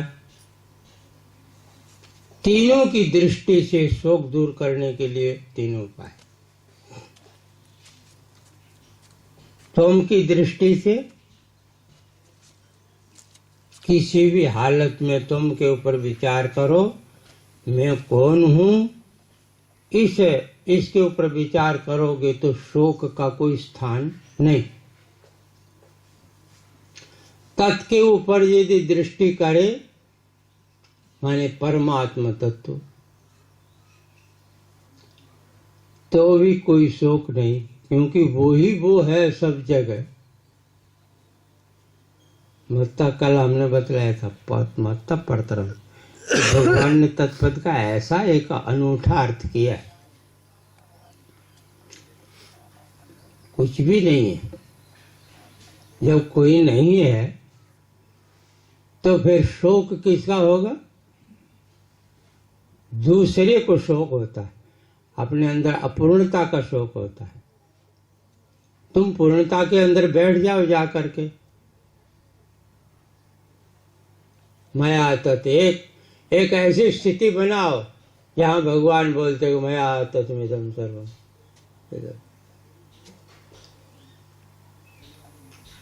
जत जित देखो तित श्याममयी, ये गोपियों का वचन। तुलसीदास जी ने कहा कि सिया राममय सब जग जाए, और गीता जी वासुदेव सर्वमिति, उपनिषद सर्वम खलु इदं ब्रह्म। क्या फर्क है भाई? सर्व शब्द आ रहा। एक बार हम वहां बैठे थे ऋषिकेश में, बहुत वर्ष पहले की बात है, कम से कम 50 वर्ष तो हो गए हो। एक जयदयाल गोविंदका जी गोरखपुर के जो है ना, बड़े भारी गीता के बहुत प्रेम, और इतना कंठ है उसको, गीता पूछो मत। तो कैलाश आश्रम के बड़े स्वामी जी थे, विष्णु देवान जी महाराज। वो कोई भी प्रश्न होता था तो आकर के पूछते थे। मैं सेवा में था, बैठा था, तो सेठ जी ने कहा महाराज जी, ये वासुदेव सर्वमिति एक गीता का वाक्य, और सर्वम खलु इदं ब्रह्म ये छांदोग्य का है, उपनिषद का। तो इसमें अच्छा कौन सा है? बस इतना ही पूछा था। बड़े महाराज बहुत मुस्कुराए, बहुत मुस्कुराए। तो कहा अच्छा सेठ जी बताओ आपको कौन सा अच्छा लगता है? कि महाराज जी मेरे को वासुदेव सर्वमिति अच्छा लगता है, यही अच्छा है। बड़ा भारी। कहा कि महाराज जी आप तो हमारी बात बोल गए, आप तो बताओ। कहते जो आपने कहा वही सही। अरे भोलेनाथ, कम से कम इतना तो सोचो कि सर्व शब्द दोनों के अंदर है। खाली वासुदेव शब्द और ब्रह्म शब्द में तो आप वो मान रहे हो ना, क्या फर्क है? आप क्या वासुदेव शब्द का अर्थ ब्रह्म से अलग कर सकते हो? और यदि ब्रह्म से अलग करोगे तो शब्द सर्व शब्द के साथ संबंध ही नहीं रहेगा फिर। अरे व्याकरण वाला कोई आकर के रहे और आपको बोल दे कि वासुदेव का अर्थ हम करेंगे वसुदेवस्य अपत्यम पुमान। वासुदेव, वसुदेव नाम का एक व्यक्ति हो गया, उसके पुत्र का नाम है वासुदेव। तो क्या वो सर्व शब्द में घट जाएगा? वो तो एक घर में बैठेगा। इसलिए वासुदेव शब्द का अर्थ होता है बसंती अस्मिन भूतानि इति वासु। ये जो वासु बोलते हैं ना, ये सबको वास देने वाला का अर्थ होता है सर्वाधिष्ठान। अधिष्ठान में जो है कल्पित वस्तु रहती है, सब अधिष्ठान के अतिरिक्त उसकी कोई सत्ता नहीं होती। और दीप्यते स्वयं प्रकाशते इति देव। देव का अर्थ होता है स्वयं प्रकाश। तो चैतन्य स्वयं प्रकाश है, तो स्वयं प्रकाश और सबका अधिष्ठान हो ब्रह्म, नहीं तो और क्या है? ये वासुदेव का अर्थ। इसलिए भगवान ने कहा स महात्मा सुदुर्लभ। ये महात्मा दुर्लभ है भाई, वासुदेव को समझ लेना है। इसलिए वहां तत्पद के अंदर शोधन करने के बाद में शोक नहीं रह सकता, सीधी बात। अच्छा, अब थोड़ा सा एक विचार आपको ये करना है कि आपने त्वम पदार्थ में आत्मशोधन किया कि उस आत्म तत्व से अतिरिक्त कोई दूसरा नहीं, और तत्पद के अतिरिक्त भी कोई नहीं है, ते दो हो गए क्या, अलग अलग हैं। यहां पर अब देखो तीसरा खंड चलता है, माने तृतीय त्रयोदश अध्याय से जब प्रारंभ करते हो ना, और भगवान ने एक शब्द बोला हो, बहुत संक्षेप भगवान बोलते हैं यहाँ पर आचार्यों ने बहुत विचार किया इसके कि वहां पर दो त्रयोदश अध्याय का नाम क्या है, क्षेत्र क्षेत्रज्ञ अध्याय बोलते हैं। पहले बोल दिया इदम शरीरम कौन्तेय क्षेत्रम इति विधीये। देखो, इदम शरीरम कौन्तेय क्षेत्रम इति विधीये, एतद् यो वेत्ति तम प्राहु क्षेत्रज्ञ इति तद्विद। इस क्षेत्र को जानने वाला जो होता है वो क्षेत्रज्ञ होता है, क्षेत्रज्ञ।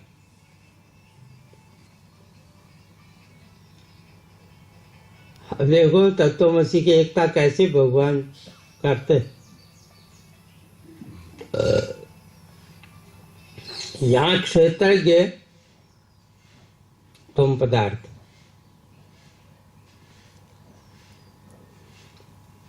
और द्वितीय श्लोक में झट बोल गए क्षेत्रज्ञम चापि माम विद्धि।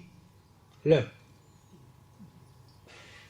ये 80 आ रहा, 80 तत्त्वम और 80 में जाकर के एकता हो रही है। जिसको क्षेत्रज्ञ बोलते हैं अर्जुन, मैं माने तत्पदार्थ, क्षेत्रज्ञ माने तुम पदार्थ। यहाँ तत् और तुम दोनों की एकता हो रही। जो आप क्षेत्रज्ञ बोलते हो, और अंत में इस अध्याय में देख लें क्षेत्र क्षेत्रज्ञ योर ज्ञानम यत ज्ञानम मतम मम। ये क्षेत्र और क्षेत्र का ज्ञान आपको हो गया, वो मेरा ज्ञान पूर्ण हो गया।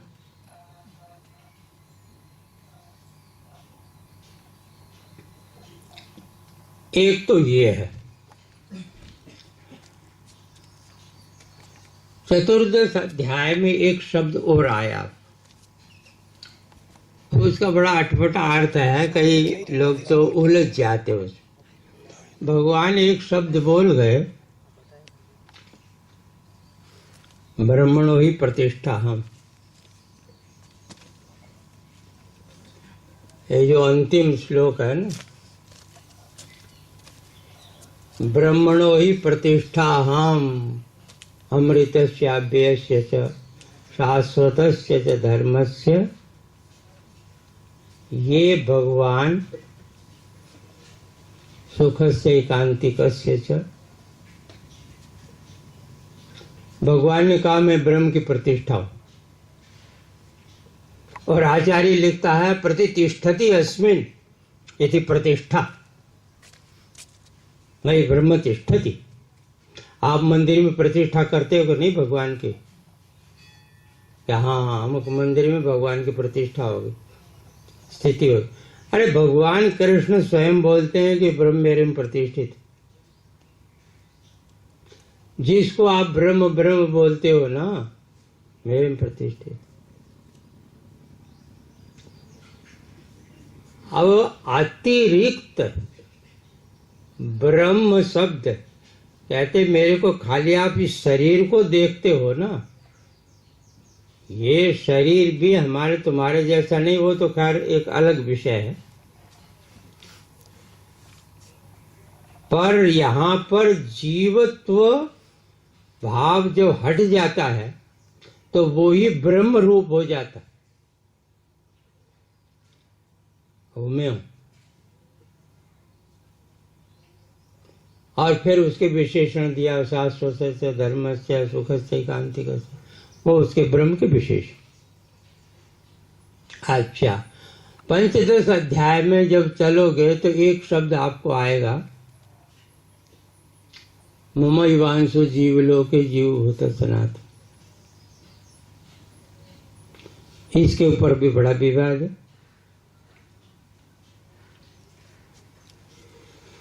भगवान कहते हैं मम एव अंश, जीवभूता, ये जीव रूप जो दिखाई देता है वो मेरा अंश। तुलसीदास जी ने कहा ईश्वर अंश जीव अविनाशी, चेतन अमल सहज सुख राशि। ऐसा अंश का अर्थ क्या करोगे यहाँ पर? कहोगे टुकड़ा है। और हमने एक फूल की पंखड़ी तोड़ दी तो ये फूल का क्या होगा? अंश हो गया। तो फूल हो गया अंशी और ये टुकड़ा हो गया अंश। तो क्या आप मानोगे भगवान टूटा हुआ है? किसी की ताकत है? या बोल दे ये टुकड़ा कैसे टुकड़ा भाई? लोग तो बोलते हैं कि भगवान का अंश है, भगवान का अंश। अरे हाँ ठीक है, हम मानते हैं भगवान का अंश। कैसा अंश? रोटी का टुकड़ा तोड़ते हो आप, तो उसका अंश तोड़ लिया, खा लिया, अरे एक दिन रोटी खत्म हो जाएगी। दिन क्या है, एक दिन में पता नहीं कितनी रोटी तुम समाप्त कर देते, पर एक साथ सारी रोटी तो खाते नहीं, टुकड़ा तोड़ तोड़ के खाते। क्या भगवान टूट गए तो भगवान रहेंगे बाद में? अरे जो वस्तु टूट जाए वो सावयव होती, अनित्य होती। ये भी एक ध्यान रख लें।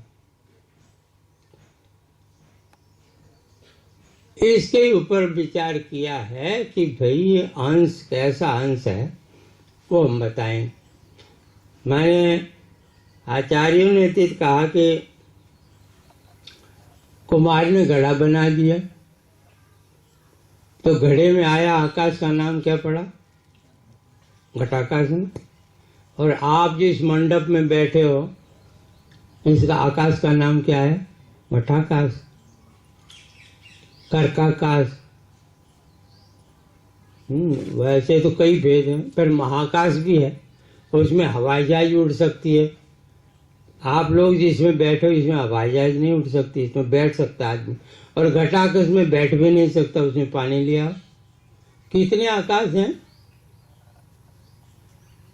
अरे सुई के अंदर जो आप धागा पिरोते हैं वहां भी छेद है?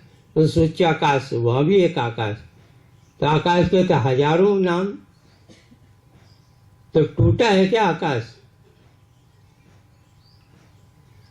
तो कैसे आपने ना तो आप उसको काम में ले सकते हो, जो इस आकाश को काम में ले सकते हो वो घटाकाश को काम में नहीं ले सकते। नाम भी बदल गया, काम भी बदल गया, पर टूटा नहीं।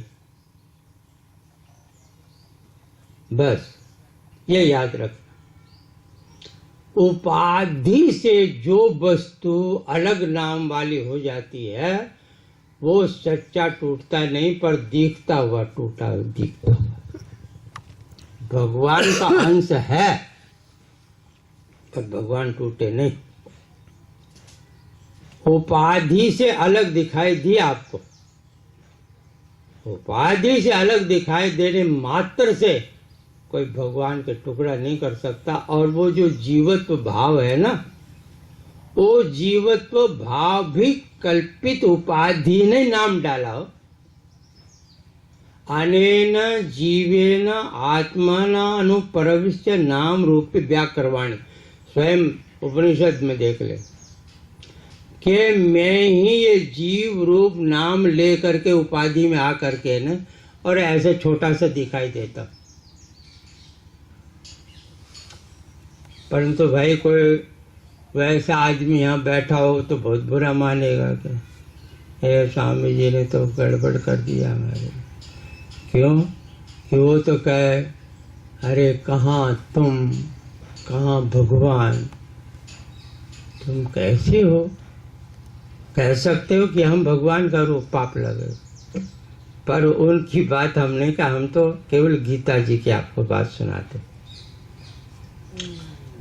सही बात ये है कि अंशांशी भाव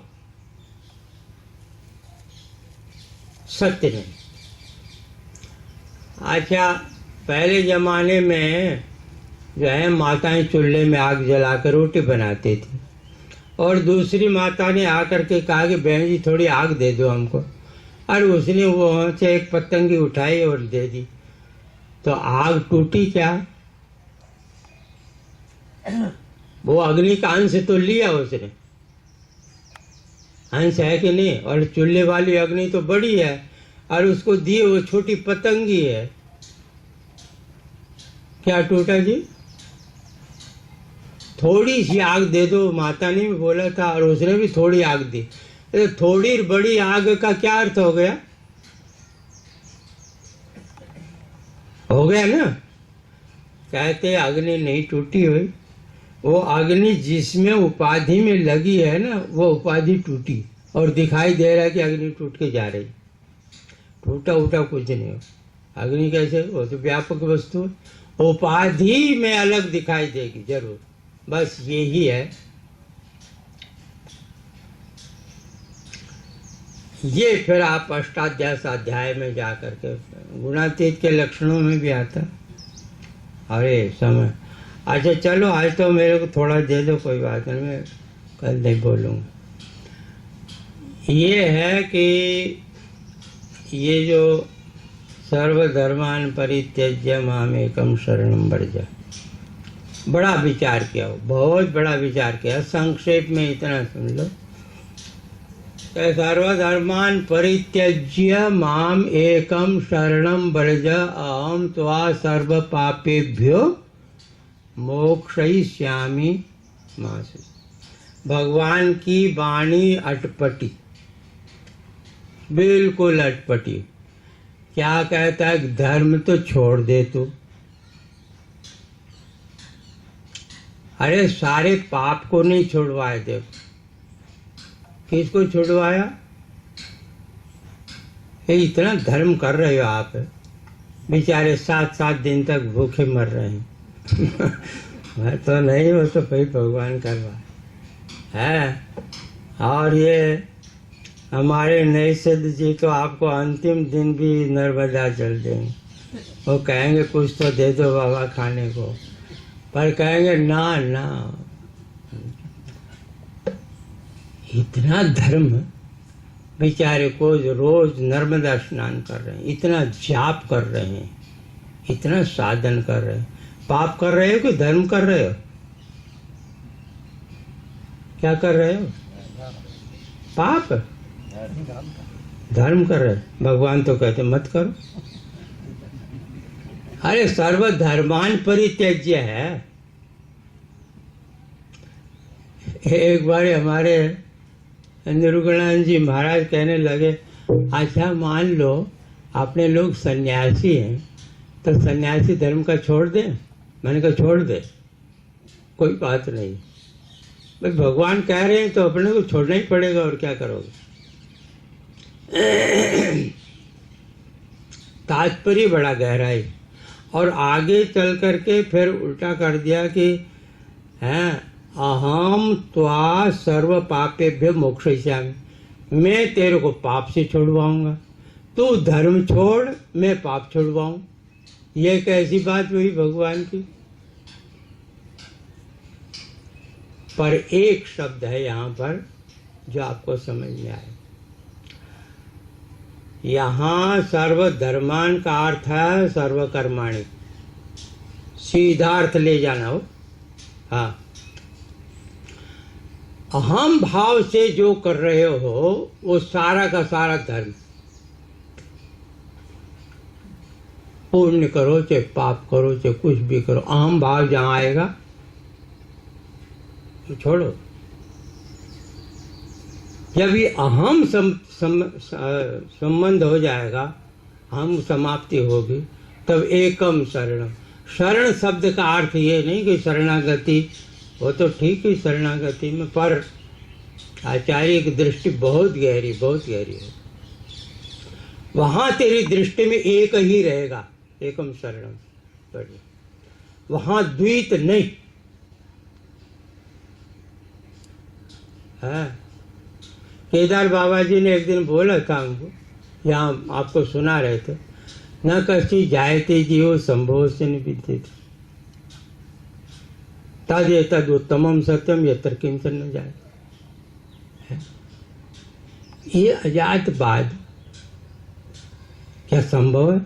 ये हर एक के सामने सुनाना भी नहीं चाहिए।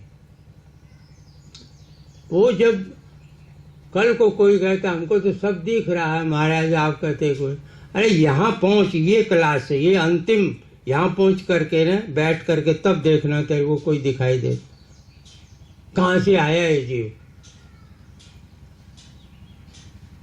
यदि सच्चा भगवान टूटता तो भगवान नहीं रहता, और यदि सच्चा नहीं टूटा है तो जीव नहीं आया। बस संभव से नहीं विद्यते, कोई युक्ति से इसका संभव, कोई प्रमाण से इसकी उत्पत्ति हो ही नहीं सकती।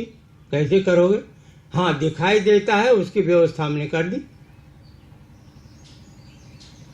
अब बतलाइए, जब इस स्थिति के अंदर जब पहुंच जाओगे तो मां शुचा, अब शोक समाप्त हो गए। ये गीता आपको यहाँ बैठा दे। मेरे भाई बहनों, आपने बड़ा भारी जो है किया, बड़ा अच्छा है सत्संग का विचार।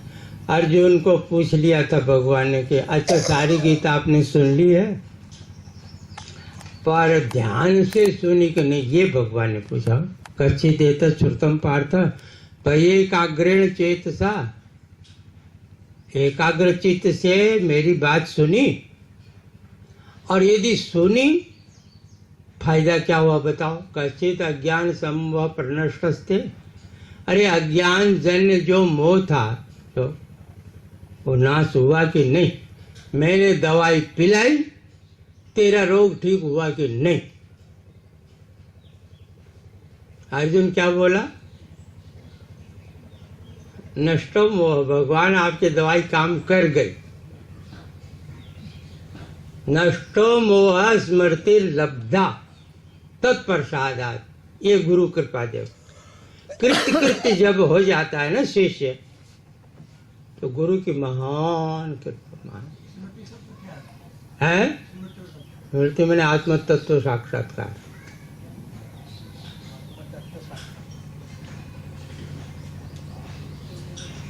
आत्म तत्व साक्षात्कार, कोई स्मरण और दूसरा स्मृति नहीं है। स्मृति लब्धा, जिस तत्व की आपने चर्चा करके आए वो अब मेरे को लब्धा, वो प्राप्त होगा। इसलिए गत संदेह, अब कोई मेरे अंदर संशय नहीं रहा। करिष्ये वचनम तक, अब व्यवहार जो गुरु की आज्ञा होगी वो करूंगा। यहाँ माँ पहुंचाने वाली आपको,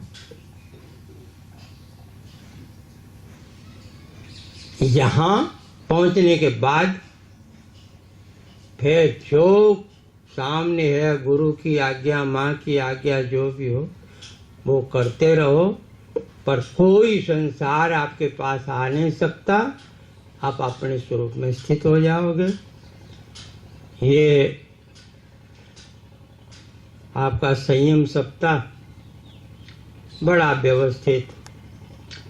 ये तो नैषद महाराज को हम धन्यवाद देते हैं कि इतनी व्यवस्था और इतना शांति, और फिर माँ का तट है नर्मदा जी का, और श्री श्री माँ आनंदमयी का सानिध्य है, और ऐसे ऐसे महान पुरुषों का वह आपको सत्संग मिल रहा है। ये आपके कोई बहुत जन्म जन्मांतर के पुण्य है,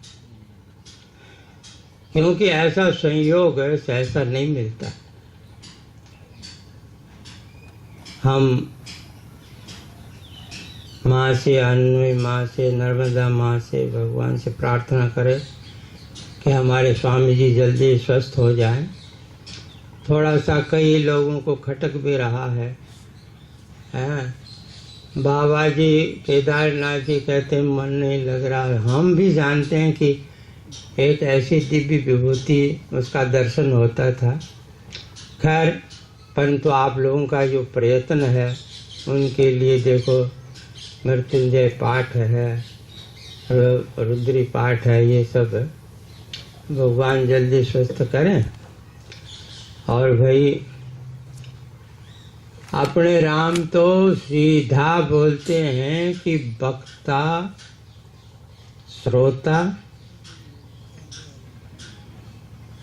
और माँ जिसको जो देती है वही बाहर निकालता है। वक्ता, कोई वक्ता अभिमान ना करे कि मैं ऐसा बोलता, तो नहीं बोलता तो टेप रिकॉर्ड है, कोई दूसरा भरा हुआ है। अच्छा, श्रोता भी अभिमान ना करे हो ना। हाँ, उनको भी सावधान कर देता हूँ कि मैं सबसे ज़्यादा जानकार हूँ, सुनने वाला हूँ मेरे को यार।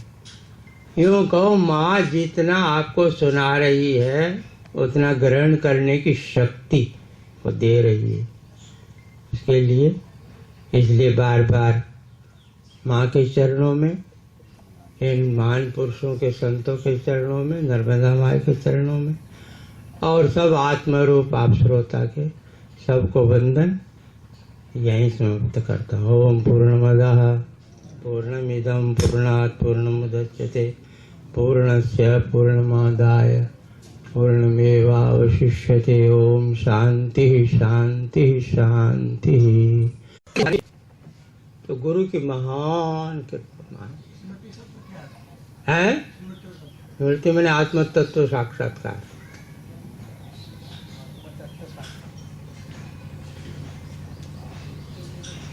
आत्म तत्व साक्षात्कार, कोई स्मरण और दूसरा स्मृति नहीं है। स्मृति लब्धा, जिस तत्व की आपने चर्चा करके आए वो अब मेरे को लब्धा, वो प्राप्त होगा। इसलिए गत संदेह, अब कोई मेरे अंदर संशय नहीं रहा। करिष्ये वचनम तक, अब व्यवहार जो गुरु की आज्ञा होगी वो करूंगा। यहाँ माँ पहुंचाने वाली आपको।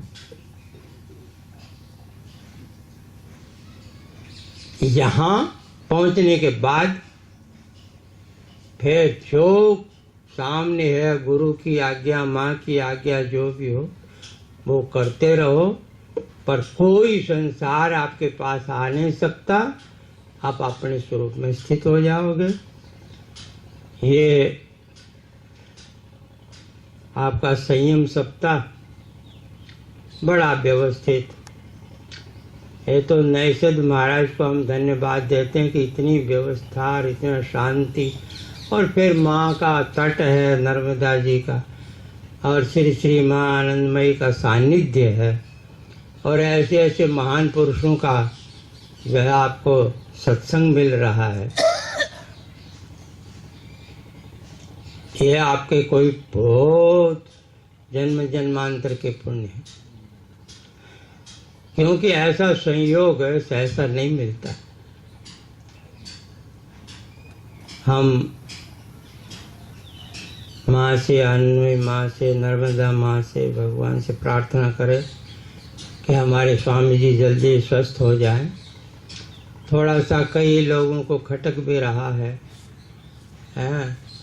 बाबा जी केदारनाथ जी कहते हैं मन नहीं लग रहा है। हम भी जानते हैं कि एक ऐसी दिव्य विभूति उसका दर्शन होता था।